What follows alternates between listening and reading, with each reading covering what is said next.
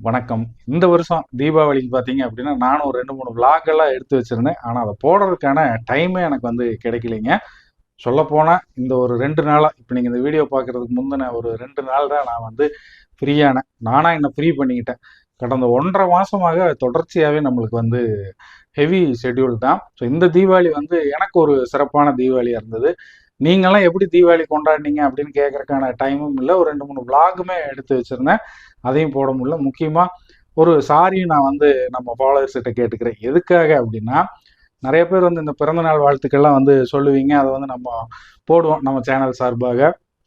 ஆனா இந்த ஒரு 10 டேஸா நம்ம அத போட முடியல. ஒரு 5, 6 நண்பர்கள் ஃபாலோவர்ஸ் வந்து ஒய்ஃபுக்கு, டாட்டருக்கெல்லாம் வந்து பர்த்டே விஷ் பண்ணுங்க அப்படின்னு சொல்லி போட்டிருந்தீங்க. அத போடவே முடியாத அளவுக்கான டைட் ஷெட்யூல் இருந்தேன். இன்னும் சொல்லப்போனால் இந்த ஒரு 2 நாளாக நான் லீவ் விட்டுக்கிட்டேன்னு சொன்னேன் இல்லைங்களா? ஸோ அதுக்கப்புறம் தான் எனக்கு வந்து இந்த நல்லா தூங்கி எழுந்திரிச்சதுக்கப்புறம் தான் அந்த கண்ணே வந்து நல்லா தெரிய ஆரம்பிச்சது.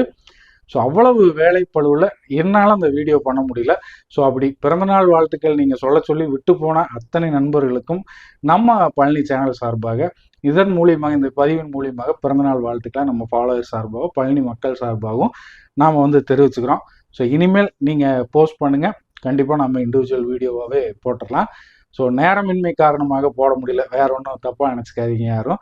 அதே மாதிரி நான் சொன்னேன் இல்லைங்களா, கொஞ்சம் இந்த ஒரு 1 1/2 மாதம் அப்படிங்கிறது ஒரு ஹெவி ஷெட்யூல். அதை தொடர்ந்து பார்த்தீங்க அப்படின்னா, நமக்கான அந்த வேலை நேரங்கள் அப்படிங்கிறதே வந்து பார்த்தீங்க அப்படின்னா, ஸோ நாம் ஷெட்யூல் பண்ணி ஒர்க் பண்ண வேண்டியதாக தான் இருந்தது. ஒரு நாளைக்கு வந்து நம்ம இவ்வளோ நேரம் ஷூட் பண்ணுறோம் அப்படின்னா, அதோட 2 மடங்கு நேரம் வந்து நம்ம எடிட் பண்ண வேண்டியதாக இருக்கும்.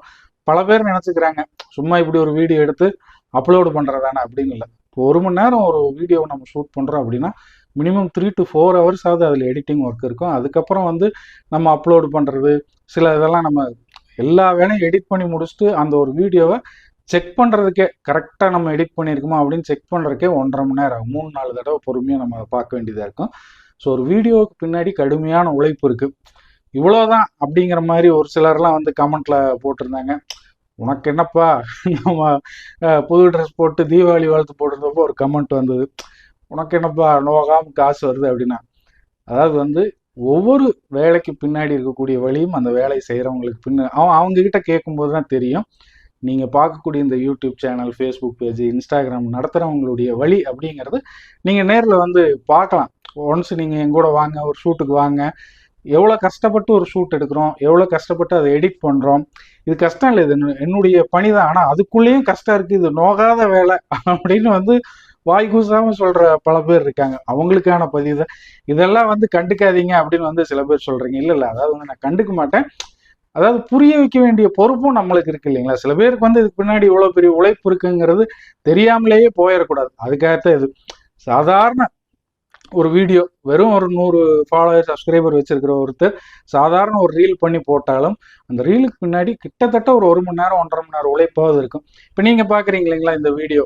ஸோ இந்த வீடியோவுக்காக நான் ப்ரிப்பேர் பண்ணதே வந்து கிட்டத்தட்ட 1 மணி நேரம் ஒர்க்கு.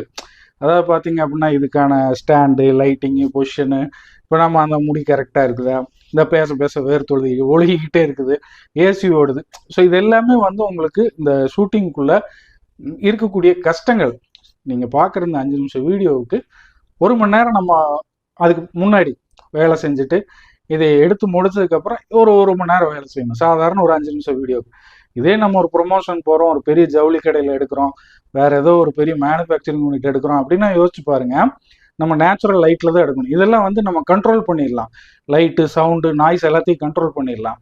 அவுட்டோர் அப்படிங்கும்போது அந்த நாய்ஸு, சவுண்டெல்லாம் நம்ம கண்ட்ரோல் பண்ண முடியாது. அதுக்குள்ளேயே பெட்டர் வீடியோவை நம்ம கொண்டு வர வேண்டிய ஒரு டென்ஷன் இருக்கும். அதுக்குள்ளே கிரியேட்டிவாக யோசிக்கணும், நிறைய ஷார்ட்ஸ் வைக்கணும். ஸோ இந்த மாதிரி பல விஷயங்கள் வந்து ஒரு வீடியோக்கு பின்னாடி நம்ம கஷ்டப்பட்டு பண்ணுறோம். அதனால இந்த ஒரு வேலையை சாதாரணமாக நினைக்க வேண்டாம் அப்படிங்கிறது என்னோட ரெக்வஸ்ட்டாக நான் கேட்டுக்கிறேன். இது ஏன் அப்படின்னா, பல பேர் வந்து நம்ம நேரில் பார்க்கும்போதே கூட கேட்டுடுறாங்க. என்ன அப்படின்னா, பரவாயில்ல சார், வீடியோ போட்டு இந்த அளவுக்கு வந்துட்டீங்க அப்படின்னு. இதை எப்படி நம்ம அந்த இடத்துல டக்குன்னு சொல்லி புரிய வைக்க முடியாது. அவங்க ஒரு நம்மளை பார்த்த எக்ஸைட்மெண்ட்ல வந்து பேசுறாங்க. அவங்க அது ஒரு அறியாமையில கூட சொல்லலாம். ஸோ அவங்களுக்கான ஒரு புரிதலா இருக்கட்டும் அப்படிங்கிறத தான் நான் இதை வந்து எக்ஸ்பிளைன் பண்ணி சொல்றேன். இப்பவும் சொல்கிறேன், உங்களுக்கு யாருக்காவது வில்லிங் இருக்குது, இந்த வீடியோ வந்து எப்படி மேக் பண்ணுறாங்க அப்படின்னு நீங்கள் தெரிஞ்சுக்கணும்னு ஆசைப்பட்டீங்கன்னா என் நம்பருக்கு கால் பண்ணுங்கள். கண்டிப்பாக உங்களை ஒரு நாள் வந்து நான் ஏதோ ஒரு ஷூட்டுக்கு நான் கூப்பிட்டு போகிறேன், நீங்கள் அதை வந்து பார்க்கலாம். ஸோ ரெண்டாவது இன்னொரு முக்கியமான விஷயம் என்ன அப்படின்னு பார்த்தீங்கன்னா, இந்த தீபாவளிக்கு நிறைய கமெண்ட்ஸ் வந்து போட்டிருந்தீங்க. நம்ம ஒரு வாழ்த்து போட்டிருந்தோம், அதுக்கு வந்து என்னால் ரிப்ளை பண்ண முடியுத. முக்கியமாக ரிப்ளை பண்ண முடியாத காரணமே வந்து நேரமின்மை தான். ஸோ அதுக்காகவும் ஒரு மன்னிப்பு. வாழ்த்து தெரிவித்த அத்தனை பேருக்குமே வந்து நன்றியை தெரிவிச்சுக்கிறேங்க. அப்புறம் ஸோ இப்போ ரீசெண்டாக தான் வந்து இந்த தீபாவளி அன்னைக்கு படம் பார்க்கலாம் அப்படின்னு சொல்லி அதெல்லாம் வந்து பார்க்க முடியாமையே போயிடுச்சு. முந்தானத்தான் வந்து நம்மளும் படமெல்லாம் பார்த்தோம். அதை பற்றி நான் அடுத்த வீடியோவில் சொல்கிறேன். ஸோ இந்த தேங்க்யூ அண்டு மன்னிப்பு இதை சொல்லிக்கிறதுக்காகத்தான் இந்த பதிவே. ஸோ கண்டிப்பாக இனிமேல் பிறந்தநாள் வாழ்த்துக்கள் ஏதாவது இருந்ததுன்னா தயவு செஞ்சு அனுப்புங்க. மிஸ் பண்ணாமல் நான் போஸ்ட் பண்ணுறதுக்கு ட்ரை பண்ணுறேன். முடிஞ்ச வரைக்கும் நான் பண்ணிடுவேன்.